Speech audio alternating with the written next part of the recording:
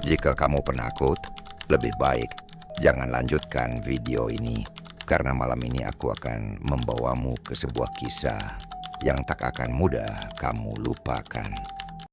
Reza, mahasiswa tingkat akhir dari Palangkaraya yang lagi suntuk nunggu skripsi AC. Daripada stres di kos, dia lebih milih cari udara segar ke alam. Hobinya naik gunung.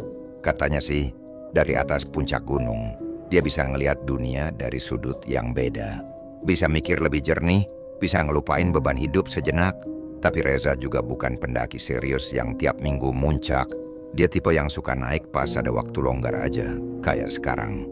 Dan satu hal yang paling kentara dari Reza, dia nggak terlalu percaya hal-hal mistis, cerita horor, mitos pendaki hilang, atau makhluk halus di gunung. Semuanya dianggap bumbu doang buat nakut-nakutin pendaki baru. Kalau ada yang cerita soal makhluk penunggu atau tempat keramat, dia pasti ketawa dan bilang, itu mah mitos doang. Biar gunungnya nggak terlalu rame. Waktu libur panjang kampus akhirnya datang, Reza langsung ngajak dua temennya, Raka dan Vina. Mereka bertiga udah beberapa kali naik gunung bareng, jadi udah cukup kenal satu sama lain. Raka ini anaknya hati-hati, agak kalem, dan lebih percaya hal-hal mistis.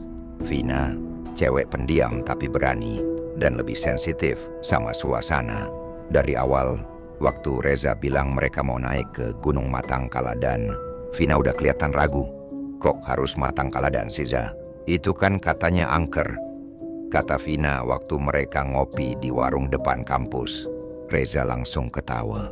Justru karena itu, siapa tahu bisa lihat penampakan, bisa viral. Candanya sambil ketawa ngakak. Raka cuma geleng-geleng kepala.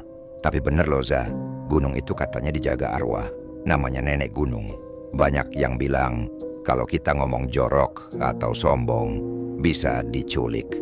Reza makin ngakak. Yaelah Rak, kalau gitu kita semua udah diculik kali. Gue tiap hari ngomong jorok. Vina nyubit tangan Reza. Jangan sembarangan ah. Hutan tuh ada yang punya, Za. Nggak semua hal bisa lo bercandain. Sore itu juga, mereka naik motor ke base camp Matangkaladan. Jalanannya cukup sepi, kanan kiri hutan.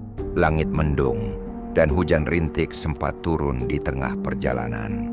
Di base camp, mereka disambut Pak Didi, penjaga pos yang udah lama tinggal di kaki gunung. Hati-hati ya, nak, kata Pak Didi. Kalau udah masuk ke dalam, jangan buang sampah sembarangan. Dan yang paling penting, jaga mulut. Reza lagi-lagi cuma senyum sambil ngucapin terima kasih. Perjalanan dimulai sekitar jam 4 sore. Jalurnya nggak terlalu curam, tapi karena habis hujan, tanahnya licin. Sepanjang jalan mereka ketemu beberapa akar besar yang keluar dari tanah, menjulur seperti tangan yang mau narik kaki. Pohon-pohon tinggi menutupi langit. Suaranya cuma angin dan gesekan ranting.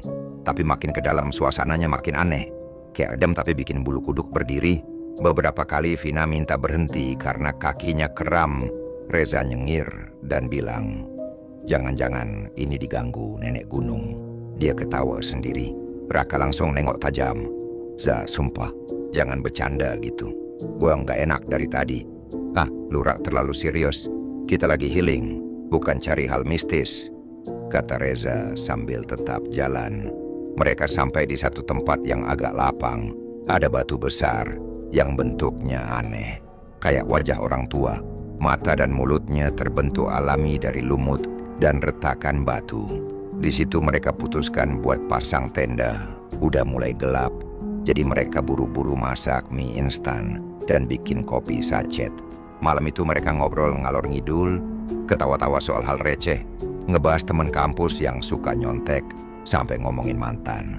Tapi di tengah kehangatan tenda itu, suasana tiba-tiba berubah. Sekitar jam 11 malam suara-suara hutan mulai terasa lain. Nggak ada jangkrik, angin berhenti. Suara ranting patah terdengar pelan, teratur. Seperti ada yang lagi jalan pelan-pelan, muterin tenda mereka. Vina keluarin kepala dari sleeping bag, matanya udah takut. Reza, gue ngerasa ada yang ngeliatin kita dari balik pohon itu, katanya sambil nunjuk ke arah gelap. Reza, yang lagi ngeluarin rokok dari tasnya, malah nyeletuk lagi. Paling juga binatang, atau si nenek gunung lagi cari pasangan. Dia ketawa. Tapi sebelum dia nyalain korek, suara itu muncul. Batuk. Berat. Serak. Krek. Krek. Rek. Suara kayak orang tua yang paru-parunya udah bolong. Nggak mungkin itu suara binatang. Lampu senter yang mereka gantung di tali tenda tiba-tiba mati. Semua gelap. Sunyi. Reza langsung berdiri. Nyari senter cadangan. Siapa tuh? Raka. Vina. Denger nggak? Raka keluar dari tenda sambil bawa senter. Tapi sinarnya kedap-kedip. Dan waktu cahaya itu sempat menerangi semak-semak di arah suara. Mereka lihat sesuatu. Sosok. Perempuan tua. Rambut panjang putih. Tubuhnya bungkuk. Berdiri diam di balik pohon. Kulit tangannya keriput dan hitam. Kayak tanah bakar. Dia nggak gerak. Nggak ngomong. Tapi auranya kayak ngisep semua energi di sekitarnya. Vina langsung nutup mulutnya sendiri. Mukanya pucat kayak kehabisan darah. Reza nggak bisa ngomong. Lidahnya kaku. Dadanya sesak. Sosok itu pelan-pelan jalan 1 langkah, 2 langkah. Tiap langkahnya bikin tanah bergetar pelan. Raka langsung narik Reza dan Vina masuk ke dalam tenda. Tapi suara langkah itu makin dekat. Dan tenda mereka mulai dicakar dari luar. Srek, srek, srek. Kuku panjang yang nyeret di kain tenda. Terus menerus. Nggak berhenti. Maafin aku, maafin aku. Reza cuma bisa nangis. Tangan dia gemeteran, matanya merem, mulutnya komat kamit. Dan tiba-tiba semuanya sunyi. Kayak dimatiin.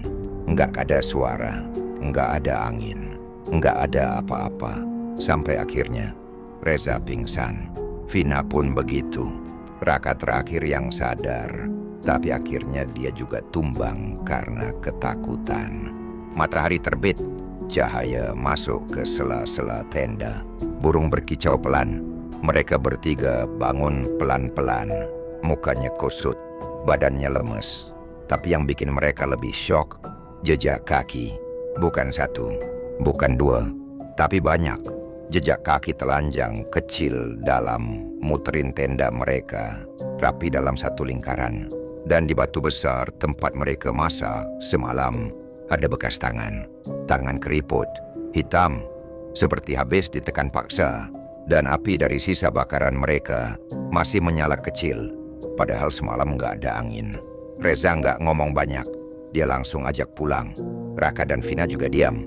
Di jalan pulang, suasananya berat. Kayak ada yang ngikutin dari belakang. Tapi mereka nggak berani nengok. Dan sejak hari itu, Reza berhenti naik gunung. Bahkan jalur Matang Kaladan, yang katanya cantik banget itu, nggak pernah lagi dia sebut-sebut. Karena dia tahu, nenek gunung itu nyata. Dan mungkin masih nungguin pendaki berikutnya. Yang sombong, yang ngomong sembarangan. Sejak kejadian aneh di Gunung Matang Kaladan itu, Reza berubah. Dulu dia dikenal sebagai orang yang paling rame di antara teman-temannya. Mulutnya nggak pernah diem, suka ngelawak, suka nyeletuk. Tapi sekarang sunyi. Reza jadi pendiam, tatapannya kosong. Dan yang paling bikin Raka dan Vina ngerasa aneh, waktu mereka pulang dari gunung itu, sepanjang jalan dia nggak ngomong sepatah kata pun. Padahal biasanya dia yang paling ribut kalau lagi naik motor. Mereka udah sampai di Palangkaraya waktu itu. Hari mulai gelap, langit abu-abu. Gerimis turun tipis-tipis kayak kabut. Vina beberapa kali mau ngajak ngobrol Reza, tapi cowok itu cuma senyum tipis dan ngangguk. Raka, yang boncengan di motor sendiri, cuma bisa saling pandang dengan Vina lewat kaca spion. Mereka tahu ada yang berubah, dan mereka sama-sama ngerti ini bukan hal yang bisa dibecandain. Setelah motor Reza belok ke arah gang kosnya, Vina pelan ngomong ke Raka waktu mereka lagi berhenti di perempatan. Kita nggak salahkan Rak, naik ke sana. Raka diem sebentar, lalu bilang pelan, anggap aja kita nggak pernah ke sana.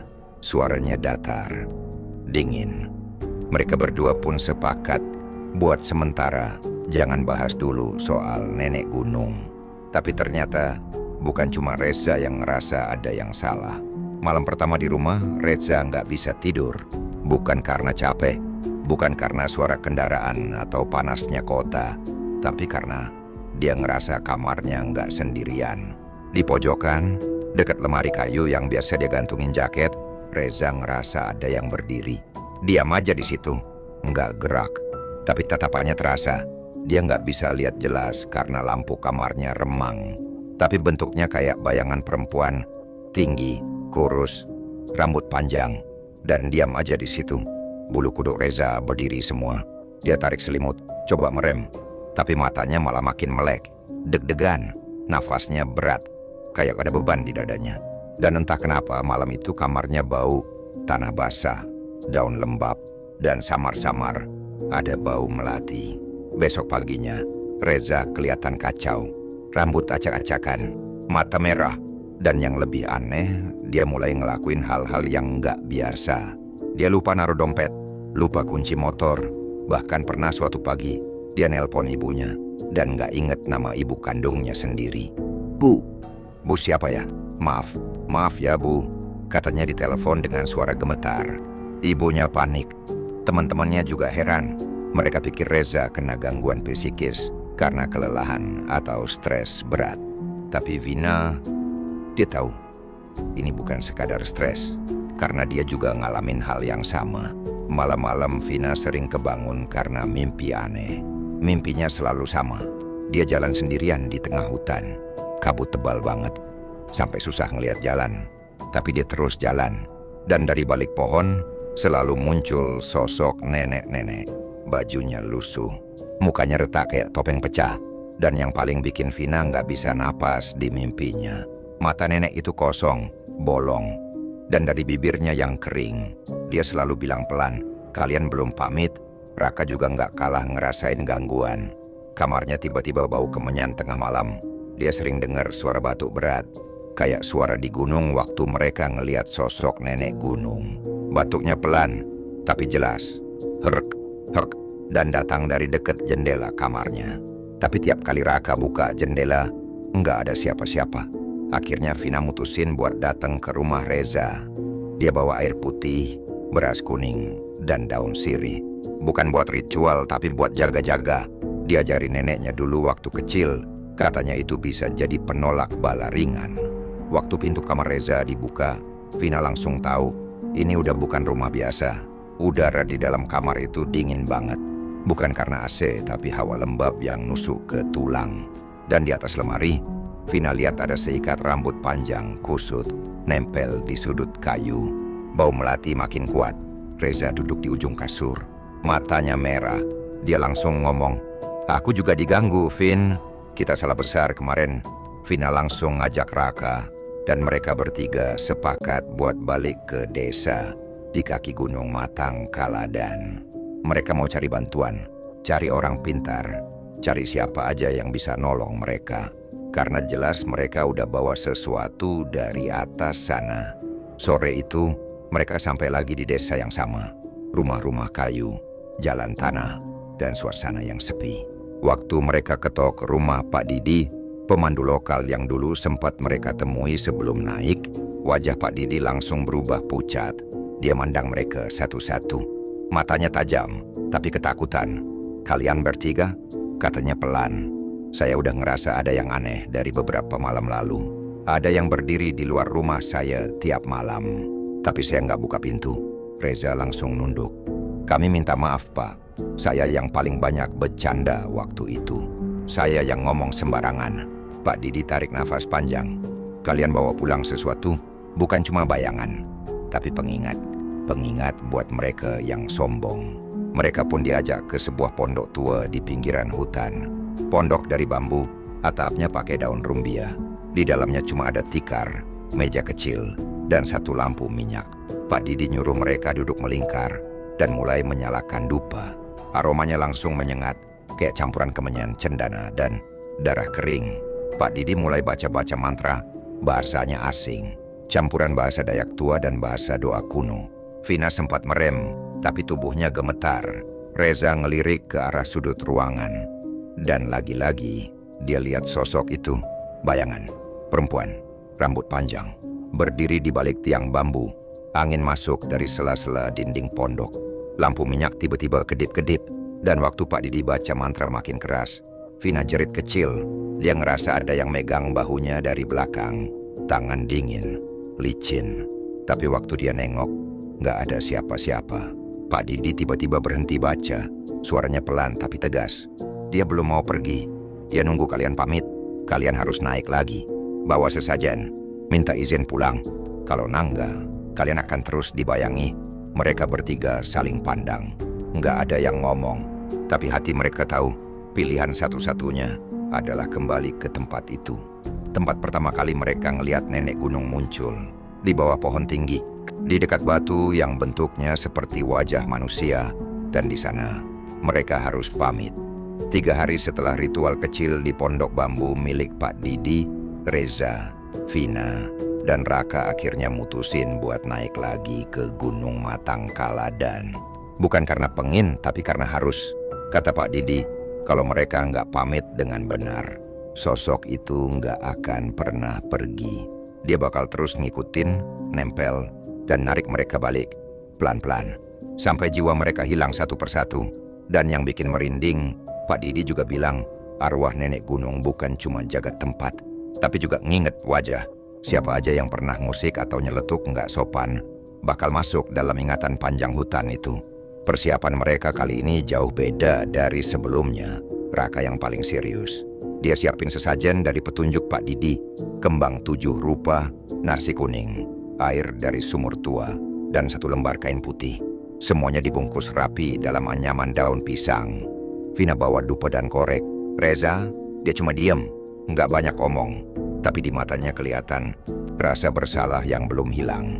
Tatapannya kosong, muka pucat, kayak orang yang udah nggak yakin bisa pulang. Perjalanan mereka mulai sore hari, waktu langit mendung pelan. Hawa sejuk dan tanah basah karena semalam hujan. Suasana hutan nggak banyak berubah, masih sunyi. Tapi kali ini, langkah kaki mereka terasa lebih berat. Bukan karena lelah, tapi karena takut. Bukan cuma ketakutan karena pernah ngalamin yang aneh, tapi juga karena sadar. Mereka masuk dengan niat pamit, tapi nggak tahu apakah mereka bakal diizinkan keluar lagi. Waktu mereka sampai di jalur lama yang dulunya penuh akar, tempat Reza pertama kali nyeletuk soal diganggu nenek gunung, semuanya berhenti. Vina buka kain putih, taruh sesajen di atas batu besar. Raka nyalain dupa. Asap tipis mulai naik, pelan-pelan, sambil ngeliputi udara. Angin mendadak berembus lebih dingin. Arah pohon bergoyang semua ke satu sisi, padahal nggak ada badai. Reza mulai gemeter. Suara di dalam dadanya makin kuat. Ada rasa sesak yang nggak bisa dijelasin. Maaf, kata Reza lirih, tapi Raka nyuruh dia ulang lebih keras. Bilang, Za, kata Raka, bilang langsung. Reza berdiri, ngadep ke arah batu besar yang dulunya mereka buat masak mie instan. Dengan suara pelan tapi mantap, dia bilang, saya Reza, kami datang bukan buat ganggu. Saya minta maaf karena ngomong sembarangan. Saya pamit, saya pengen pulang. Suasana hutan tiba-tiba berubah. Daun-daun di atas kepala mereka kayak jatuh bersamaan. Bulu kuduk langsung berdiri. Dupa yang mereka nyalain, apinya padam sendiri. Dan dari kejauhan, suara ranting patah mulai terdengar. Pelan, tapi ritmenya sama kayak waktu itu. Jalan, jalan, jalan. Dia datang, bisik Vina. Raka langsung baca doa. Tapi suaranya gemetar. Mereka bertiga berdiri berjejer, nggak bergerak. Dan dari balik semak, perlahan muncul sosok perempuan tua itu lagi. Rambut putih panjang, tubuh bungkuk, jalan pelan banget. Tapi kali ini mukanya lebih jelas. Kulitnya pecah-pecah, kayak tanah kering. Matanya bolong, tapi menghitam. Dan yang paling bikin mereka nggak bisa gerak, senyumnya. Senyum tipis, tapi penuh tekanan. Kayak bilang, akhirnya kalian balik juga. Dia jalan terus, pelan, dan berhenti tepat di depan batu tempat sesajen ditaruh. Dia nggak ngomong, cuma berdiri. Tangan kirinya goyang pelan, kayak manggil. Vina tiba-tiba nangis. Aku nggak kuat, katanya sambil mundur. Tapi Raka tahan dia. Reza maju 1 langkah. Dia taruh tangannya di dada, dan dengan suara yang hampir nggak keluar. Dia bilang, saya pamit, Nek. Saya nyesel.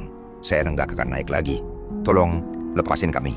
Tiba-tiba, dari mulut sosok itu keluar suara batuk berat, sama persis kayak waktu di tenda. Batuk panjang, dalam, kayak dada kosong yang dipaksa ngeluarin suara. Lalu dia perlahan hilang, bener-bener hilang kayak kabut yang tersapu angin. Dupa kembali nyala sendiri, api kecil, asap naik tinggi. Reza jatuh terduduk. Vina langsung peluk dia. Raka masih baca-baca doa kecil. Langit berubah, angin berhenti. Dan dari balik pohon, sinar jingga matahari sore mulai kelihatan. Tapi bukan berarti semua udah selesai. Waktu mereka balik ke jalur turun, mereka sadar. Suara hutan udah mulai balik. Ada jangkrik, ada burung, dan kaki mereka rasanya lebih ringan. Seperti nggak ada beban lagi. Tapi sesampainya di bawah, waktu udah mulai malam, dan mereka ketok rumah Pak Didi, lelaki tua itu cuman ngangguk pelan dan bilang, "Kalian udah pamit. Tapi ingat, bukan berarti kalian dilupakan." Malam itu mereka nginep di rumah warga. Tidur di atas tikar, tapi tidur mereka masih gelisah. Di mimpi Reza, dia balik lagi ke hutan. Tapi kali ini, dia jalan sendiri. Kabut tebal, tapi nggak ada suara. Di tengah hutan itu, dia lihat dirinya sendiri. Duduk di bawah pohon, tapi bukan dia yang sekarang. Lebih pucat, lebih tua, dan bola matanya bolong. Dia kebangun sambil keringetan. Dan besok paginya, waktu mereka pamit ke Pak Didi buat pulang ke Palangkaraya, lelaki tua itu kasih satu kalimat terakhir sebelum mereka naik motor. Hutan itu nggak butuh manusia, tapi dia bisa milih siapa yang bakal dijagain atau diambil. Mereka bertiga cuman ngangguk, nggak ada yang berani jawab. Dan sejak hari itu, nggak ada yang berani ngajak Reza buat naik gunung lagi. Nggak ada yang berani bahas soal Matangkala, dan bahkan kalau ada orang kampus cerita mau camping ke sana, Reza cuma bilang, "Kalau mau naik, naik aja. Tapi jangan lupa pamit sebelum ada yang ngajak pulang duluan." 2 hari setelah pertemuan mereka di pondok bambu milik Pak Didi, Reza mulai merasa ada yang aneh lagi. Kali ini bukan cuma suara atau bayangan, tapi lebih nyata. Dia mulai mimpi buruk yang berulang setiap malam. Dalam mimpinya, dia kembali ke hutan. Tapi hutan itu bukan kayak yang biasa dia lihat. Semuanya pucat. Pohon-pohonnya tinggi menjulang tapi nggak ada daun. Tanahnya basah tapi nggak ada suara. Hening. Dan setiap dia menoleh ke belakang, selalu ada sosok yang berdiri jauh. Makin lama makin dekat. Sosok nenek tua yang diam saja, berdiri dengan kepala sedikit miring, seperti sedang mengamati dari jauh. Malam keempat, Reza bangun dengan keringat dingin. Dia langsung nelpon Vina. Suaranya gemetar. "Vin, dia datang lagi. Aku mimpiin dia tiap malam, kayak dia belum selesai." Vina, yang juga udah mulai merasa nggak tenang, akhirnya mutusin buat nyamperin Reza bareng Raka. Mereka bertiga duduk di ruang tamu, kosan Reza sambil ngopi, tapi nggak ada satupun yang bisa tertawa seperti dulu. Semua wajahnya muram, kayak udah nggak bisa pura-pura kuat lagi. "Aku rasa kita belum pamit dengan benar," ujar Vina. "Aku juga ngerasa gitu," kata Raka. "Kemarin kita disuruh Pak Didi pamit satu-satu, tapi waktu itu kita cuma berdiri doang, cuman Reza yang ngomong." Reza geleng kepala. "Aku pikir cukup waktu itu, tapi ternyata enggak." Akhirnya, mereka sepakat buat naik lagi. Tapi kali ini bukan cuma buat pamit, tapi buat nyelesain semuanya. Kata Pak Didi, kalau arwah penjaga gunung belum terima niat permintaan maaf secara utuh dari semua yang datang, maka pintu hutan belum benar-benar nutup. Pagi itu mereka naik lagi ke Matangkala dan cuaca cerah tapi hawanya beda. Lebih dingin dari biasanya. Padahal matahari terang. Jalur yang dulunya terasa berat, sekarang malah kayak mengundang. Seolah-olah hutan itu lagi nungguin mereka datang lagi. Mereka bawa sesajen lagi. Sama seperti sebelumnya, kembang 7 rupa, nasi kuning, air sumur tua, dupa, dan selembar kain putih yang dibalut rapi. Kali ini, mereka bawa satu tambahan, sepotong roti dan secangkir teh manis. Kata Pak Didi, itu permintaan arwah tua buat temannya di alam sana waktu mereka sampai di batu besar tempat kejadian dulu. suasana berubah drastis. Angin berhenti, langit sedikit menggelap, suara-suara hutan, burung, jangkrik, daun yang biasanya gemeresik, semua hilang, senyap. Mereka tahu, ini saatnya. Mereka duduk bertiga. Vina mulai membaca doa kecil dari secarik kertas yang dikasih Pak Didi. Reza meletakkan sesajen di depan batu besar. Raka menyalakan dupa. Asap tipis mulai naik, melingkar pelan, seperti mengisi ruang yang kosong di sekitar mereka. Dan tiba-tiba, tanpa ada angin, tanpa ada suara, kabut turun dari sisi barat. Tipis, tapi makin lama makin tebal. Mereka bertiga saling pandang. Reza berdiri, lalu bicara pelan, tapi mantap. "Nek, maaf, kami semua minta maaf. Kami datang bukan buat ganggu. Kami nggak tahu, dan kami udah salah ngomong, salah sikap. Kami pamit, mohon maafkan kami. Dan mohon izinkan kami pulang." Vina dan Raka juga ikut bicara, satu persatu, dengan tulus, dengan jujur. Mata mereka mulai berkaca-kaca. Ada ketakutan yang nggak bisa disembunyikan, tapi juga ada penyesalan yang dalam. Lalu kabut makin pekat, asap dupa menyebar makin jauh, dan mereka mulai mencium aroma itu lagi. Melati, wangi yang sama seperti malam saat sosok nenek itu muncul. Dan dari balik kabut, bayangan itu datang, pelan. Jalan terhuyung, kain lusuh, rambut panjang putih. Tapi kali ini, sosoknya nggak langsung nyamperin. Dia hanya berdiri, menghadap batu tempat sesajen diletakkan. Tangannya terulur, pelan, ngambil roti dari atas sesajen. Lalu dia berdiri diam. Tiba-tiba, dari balik semak-semak, terdengar suara. Suara tawa kecil. Tapi bukan tawa manusia. Lebih kayak suara anak kecil tapi kosong. Reza menoleh, dan dia lihat ada 3 bayangan kecil berdiri di antara pohon-pohon, menonton mereka. Diam, kayak anak-anak kecil, tapi matanya kosong. Raka narik lengan Reza. "Jangan nengok, fokus. Jangan tunjuk atau ajak ngomong," katanya pelan. Vina terus baca doa, suaranya makin cepat. Tangan gemetar. Lalu saat dupa makin tebal asapnya, dan sosok nenek itu masih berdiri, semuanya mendadak lenyap. Kabut hilang, asap dupa habis, langit kembali cerah, dan bau melati menghilang. Mereka bertiga saling pandang. Nafasnya masih ngos-ngosan, tapi kali ini nggak ada rasa berat di dada. Nggak ada bayangan, nggak ada suara batuk, nggak ada hawa dingin yang menusuk. Mereka sadar, itu tandanya. Pamit mereka akhirnya diterima. Perjalanan turun pun terasa seperti naik gunung biasa. Kayak mereka cuma jalan-jalan, tanpa kejadian aneh, tanpa suara, tanpa rasa nggak enak. Sampai di base camp, Pak Didi sudah menunggu. Wajahnya tenang, senyum kecil di sudut bibirnya. "Sudah," katanya singkat. Dia sudah menerima. 3 bulan berlalu. Reza sekarang aktif lagi di kampus. Vina ikut komunitas lingkungan hidup. Raka mulai sering menulis di blog. Mereka bertiga jarang ngomongin kejadian itu lagi.